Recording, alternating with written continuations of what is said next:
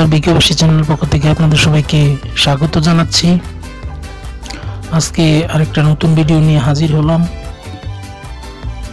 তো আজকে আমরা চিকন পাইপগুলো বসানোর আগে কি কি কাজ করি সেই কাজগুলো দেখাচ্ছি। তো আপনারা দেখুন, আমরা কত সুন্দরভাবে আগে গ্রাইন্ডিং মেশিন দিয়ে কেটে নিয়েছি ওয়াল, ইটগুলো কেটে নিয়েছি। তারপর সেখানে সেনার সাহায্যে হাতুড়ি দিয়ে তা খোদল করে নিয়েছি। তারপরে আমরা ওই 45টা কক তিনটা একসাথে একটা ফাঁকা জায়গা থেকে জুড়ে নিয়েছি। তারপরে ওচা নিচা যেই জায়গাগুলো আছে সমান করে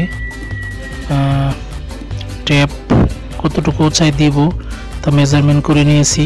তো সর্বোপরি সব কাজই কঠিন, কিন্তু এই কাজটা একটু বেশি কঠিন মনে হচ্ছে, কারণ এই কাজটা অত্যন্ত কঠিনভাবে করতে হয়, চারিদিকে মাপ ঠিক রাখতে হয়।